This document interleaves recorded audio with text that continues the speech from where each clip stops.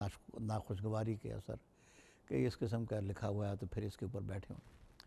कहने लगे जी ये जो आप कहते हैं रेडियो पर कहा, टीवी पर कहा। मैंने कहा जी ज़ाहिर है उसकी रिकॉर्डिंग तो मेरे पास नहीं है। तो कहने लगे आप अपने, मैंने कहा जी मैं एग्जैक्ट अल्फाज तो नहीं रिप्रोड्यूस कर सकता, मैं जो मफहूम है वो मैं लिख देता हूँ।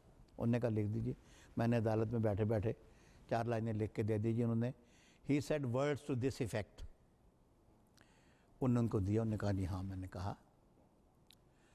तो फिर जुल्ला साहब कहने लगे कि हमने, फिर मैंने उनसे कहा कि जी ये उन्होंने लिखा है तो इनके तो फिर जहन बंद हैं, हम इसको अदालत की ज़ुबान में कहते हैं they are sitting with a close mind.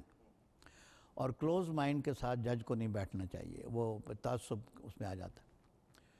उन्होंने कहा देखें मुजीब साहब, ये एक सुप्रीम कोर्ट है, इस अदालत से मुकदमा मुंतकिल होकर किसी दूसरी अदालत में नहीं जा सकता, ये मजबूरी है। आपने वली ख़ान का फ़ैसला देखा होगा। मैंने कहा हाँ जी देखा है। तो आपको मालूम है हमारे फ़ैसले नज़ीरें हमारी क्या हैं, नज़ायर। और कहने लगे जी हम किसी को ये, अपने साथी जज को ये नहीं कह सकते कि जी आप अदालत से दस्तबरदार हो जाएं।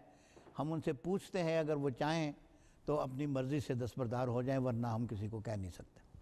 और हमने इन दोनों बुज़ुर्गों से पूछा है, ये कहते हैं कि they would like to sit on the bench and they will not be embarrassed. मैंने कहा जी अच्छा। तो मैंने कहा हमने तो ये पढ़ा था कि इमाम अबू हनीफ़ा को क़ज़ा का मनसब पेश किया गया तो उन्होंने कहा मुझे कुंद छुरी से ज़बह कर दो लेकिन मुझे क़ज़ा के मनसब पर ना बिठाओ। तो हमारे बुज़ुर्ग जो हैं क़ज़ा के मनसब पे बैठने पे इसरार कर सकते हैं, तो मैं करते हैं, तो मैं क्या कह सकता हूँ। मैंने कहा इमाम मालिक के पास लोग फतवा पूछने आए थे तो उन्होंने फतवा नहीं दिया। तो उन्होंने कहा जी ये मामूली सी बात थी, आपने जवाब नहीं दिया।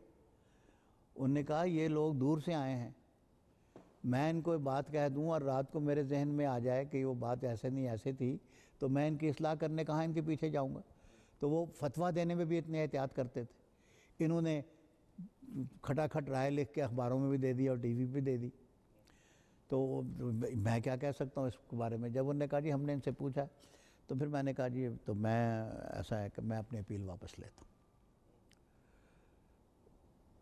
वो बड़े हैरान हुए, मुजीब साहब आपकी पूरी जमात के हकूक़ का मसला। मैंने कहा जी ठीक है। अब वहाँ पर भी मैं ये कह सकता था जी मुझे इन पर एतमाद नहीं आई, बात तो वाज़ेह थी कि क्यों वापस ले रहा हूँ।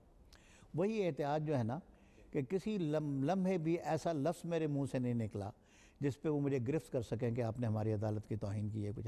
लेकिन जो मैंने किया वो उनके लिए काफ़ी था, बहुत अपसेट हुए उसके, और बरसों अरसे तक वो कहते रहे मुजीबर रहमान ने ये क्यों किया, उनको बड़ी तकलीफ़ थी।